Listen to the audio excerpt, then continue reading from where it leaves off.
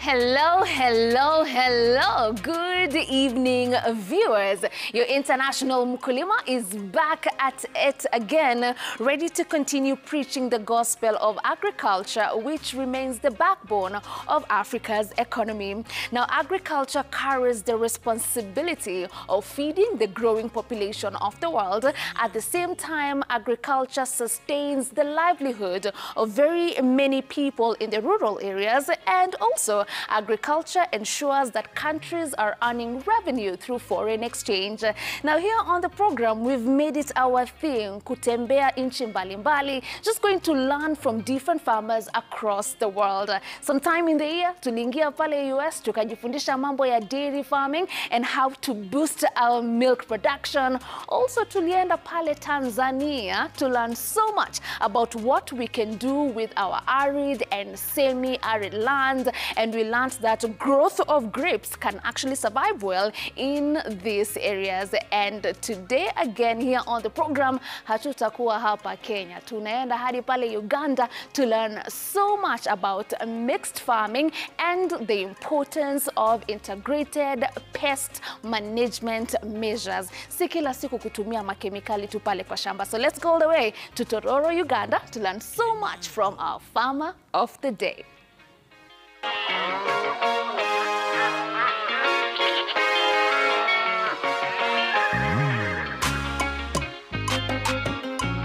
Now, are you really in Uganda if you do not get to experience the matoke culture? Well, as you can see, we are right in a banana plantation here in Tororo, Uganda. Now, I know a lot of you, mkisikia Uganda na ukulima, the first thing that gets to mind is bananas. Well, you are right, but I'm here to also let you know that the farmers here in Uganda are doing a lot more when it comes to all matters agriculture. Like this fantastic day, we are here to meet our first farmer of the day, and she is a mixed farmer. Kama ni kuku ako nao, kama ni samaki wako pia, kama ni horticulture, it's here in plenty. Now she'll be taking us through her farm and also giving us a bit of the culture that is experienced in this beautiful pearl of Africa. Also today, I'll get to know the difference between Nyabo and Sibu. That and more in our feature starting now.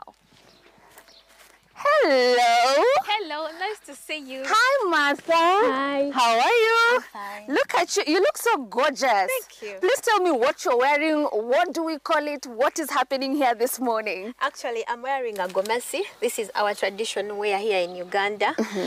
Here in Uganda, so many cultures, so many tribes wear this gomesi. It's our traditional wear. Apart from the people who come from the West, for them they have their special attire called the mushanana.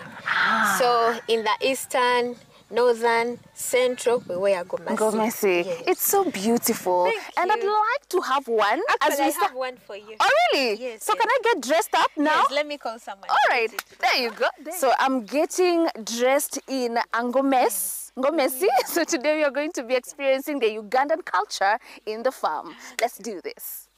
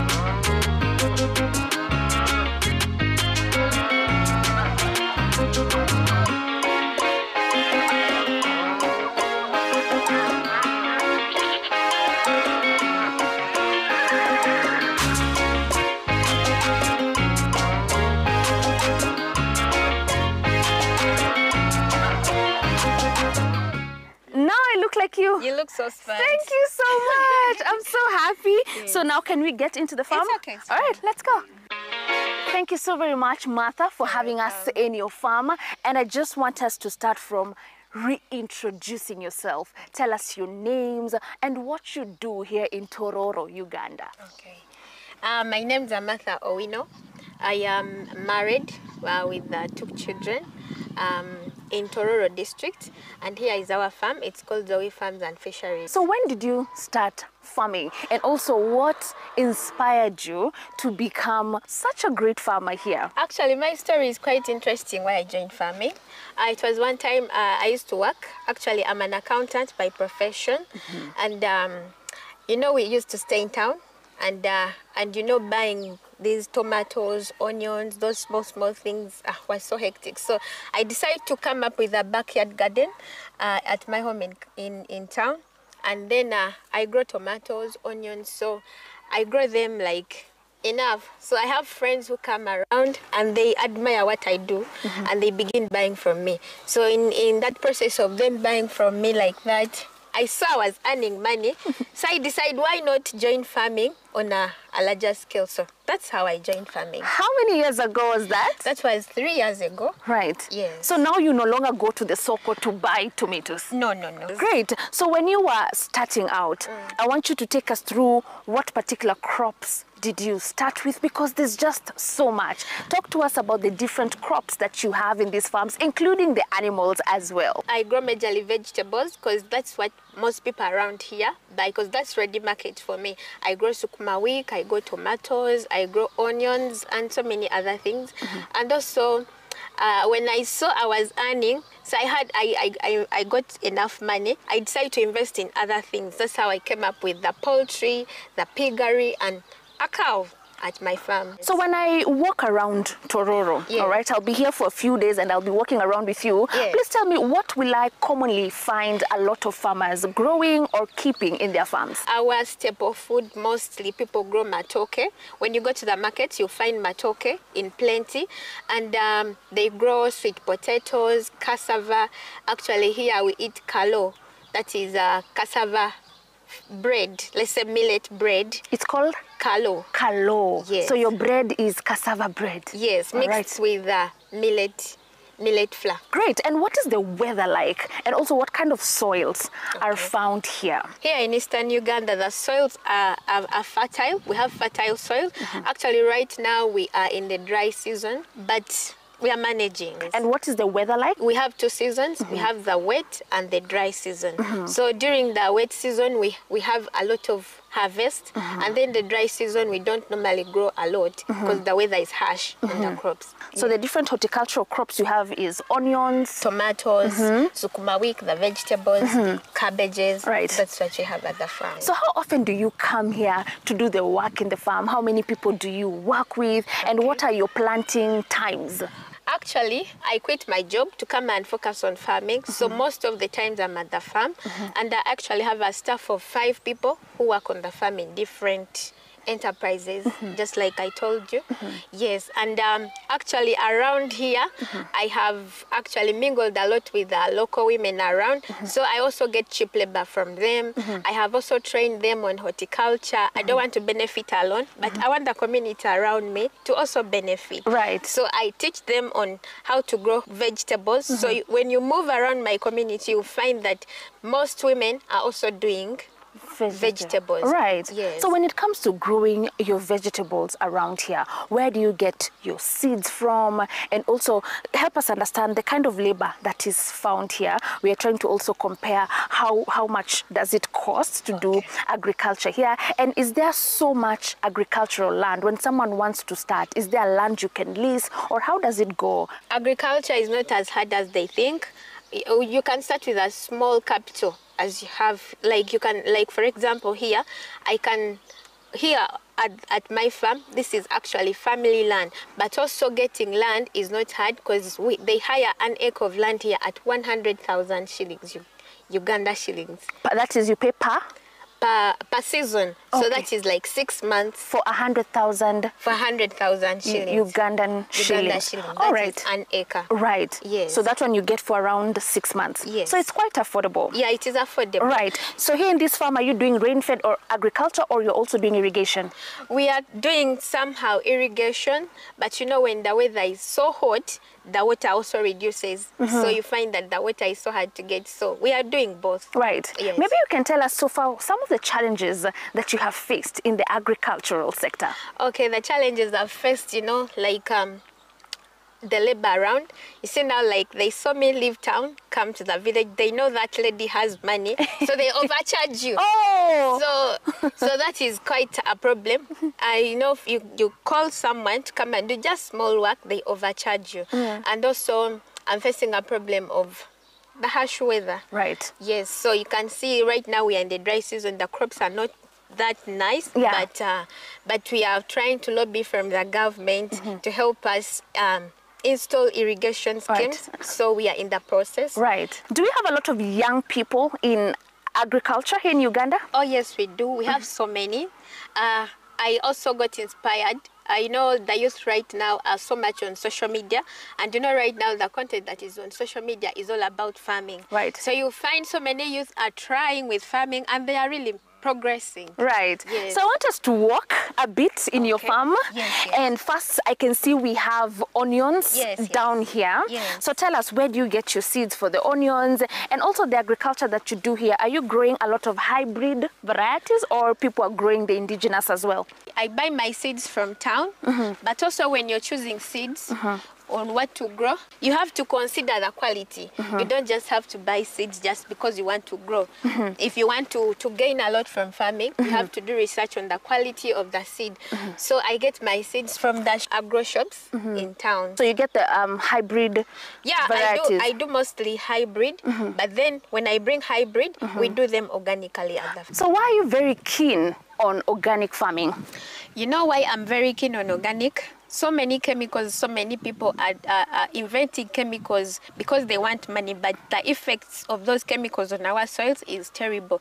So that's why we choose to go organic at our farm here. That's why we have rabbits. So we use rabbit urine as pesticide to spray our crops. Right. Yes, and also we use the rabbit droppings for manure. Right. Yes. And does it help? Is your production good? Are you well. controlling pests? Because there's some farmers who sometimes are scared of going organic, saying maybe some very notorious pests will not die. What is your opinion on that? So when it is too much, that's when we use some chemicals that we know are not very dangerous for our soils. Right. Yes. And when it comes to the cost of the hybrid seeds, are they too expensive for the ordinary farmer? Of course, if you want a good yield, you have to go for quality seeds. So the quality seeds are not cheap. Right. They are definitely expensive. Quite expensive. Yes. Right. So also on this part of the farm, we have some cabbages. Yes. All right. What is the consumption of cabbages here in Uganda? Is it commonly consumed? Is that something that is common on your plates here?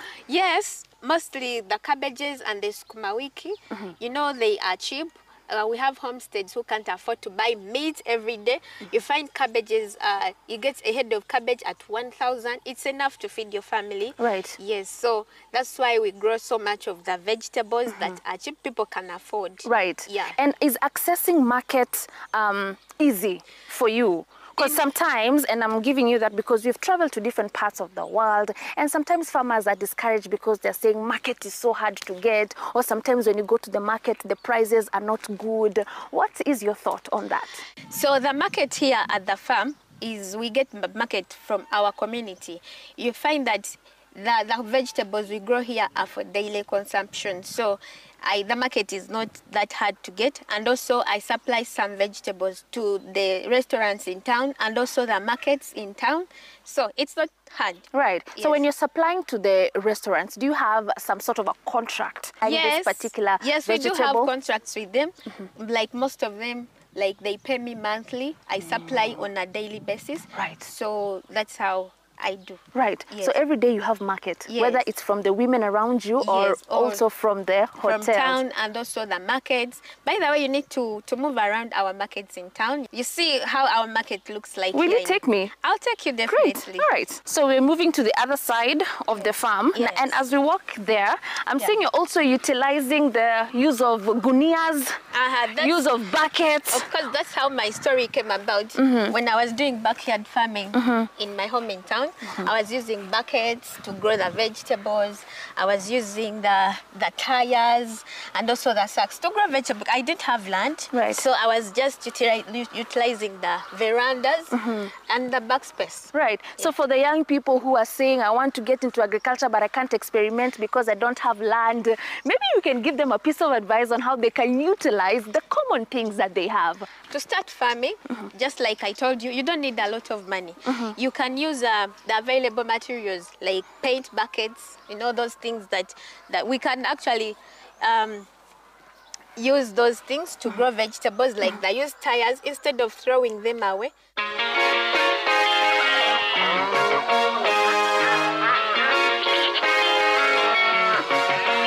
So here we have your rabbits. Yes. Just tell us when you started keeping rabbits, how many did you start with, and how the business has grown so far. I started with 2 rabbits. That's a male and a female. So that's how they multiplied. Actually, I don't really grow them for money, but if I get a visitor who wants to buy, I sell. Right. Yeah, so just like I told you, I use the rabbit urine for pesticide, spraying my vegetables, and also the droppings for manure. Right. Yes. Is rabbit meat something that is consumed here? Very tasty. Is it Yes. consumed a lot? It's consumed a lot. We even have restaurants in Kampala town. I have a friend called Dennis Duke. He has a restaurant. They only serve rabbit meat. Right. Anything you want, pizza. A pizza with rabbit meat? Yes. Oh, that's quite interesting. And the meat is very tasty. Right. You should try it. So there's a unique way on how you're feeding Yes. your rabbits here. Come, I'd show like you. to experience that. Is that okay? It's fine. Great, let's do this. Yes. I can see some vegetables that we need to be feeding. Yes. Oh, we have some here. Yeah. Thank you. So we have been joined by Yusuf, ametuletea mboga that we will be giving our rabbit. Yusuf is one of the farm managers around here, right? Yes. So yeah, let's have a rabbit and feed them. So how many rabbits do you have here so far, Martha? We have a total of 32 rabbits. Right. Yes. And how often do you collect the droppings that you'll take to the farm? Every day, because you see like how they built the house. The house has an outlet where the droppings drop. Yes. So we collect it and we have to clean here every day. So this is the nipple where they drink water from. So when they urinate, the urine comes and drops here. Okay. That's where we collect the urine from. Right. Yes. And do you direct the urine to the farm every day, or there's a process it No, goes through? we have to collect it. Then after, you don't have to go get it straight away and you spray, because that's very dangerous. You have to dilute it, then add in some other content, Right. to make it a pesticide, Right. for the crops. Can you just mention 1 or 2 other contents that we can add? You can add ash. Wood add- ash. That is the ash they use for cooking, firewood ash. Okay. Yes, you Okay. add in it. Then you add some water, and then you get some cooking oil, so that you get your pesticide for spraying. Right. Yes. And when you're spraying, when you're adding as manure to the soil, how do you do that? You have to first let it decompose. You don't take it direct to the Directly. crop. Right. You let it decompose, then after, you take it to the garden. How many days, months does it take to In a decompose period fully? of 2 weeks, it decomposes for 2 weeks, then you take to the garden. Right. So let's see how you feed your rabbit here. We are still here with Mr. Yusuf. Open here like this. Get your vegetable. Get some, then you feed. So how often do you do this in a day? Twice. Morning and evening. So you have to make sure that every morning, every evening, They eat. they're fed. Yeah. And also you collect the droppings Yeah, every day. yeah. Right. Are you seeing improvement in your production in your farm when you're using the manure from the yes, rabbits yes. and also the pest control? Yes. Right. Yeah, Would you there is. encourage other farmers to take I that would direction? encourage farmers to do this, in case you don't want to.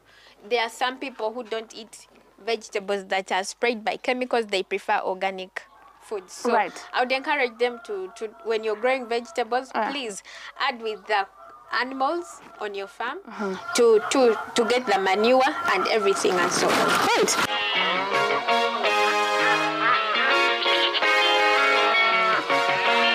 All right, thank you so much, Yusuf. Asante kwa kunionyesha how to feed the rabbit, and keep up the good job that you're doing. Thank you, Martha. What has really inspired me about the rabbits is the fact that you have said you're not keeping them for commercial purposes, but it's for improving the state of your farm. Yeah. Good. Thank you so much. Now I want us to walk to the next house where we have chicken, right? Yes. Let's go.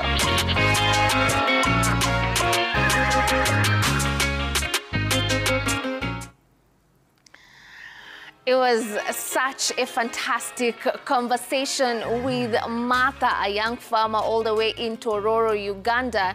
And remember, we always say that the soils in Uganda is very good, very conducive, and there is deliberate effort that they're putting in place to make sure that they are achieving that. Na mmesikia pale kwa feature, our dear Martha akona sungura entirely for the purpose of making sure anatumia the urine, you know, and the poop from the sungura inapelekwa pale kwa shamba so that we minimize the excess use of chemicals. That was one of the biggest takeaway from my conversation with Martha, but we are not yet done. There's still a lot more in her farm, including chicken, kuna samaki pia, kuna biriganya, all that and more. You'll get to see it when we come back from this short commercial break that we are taking now.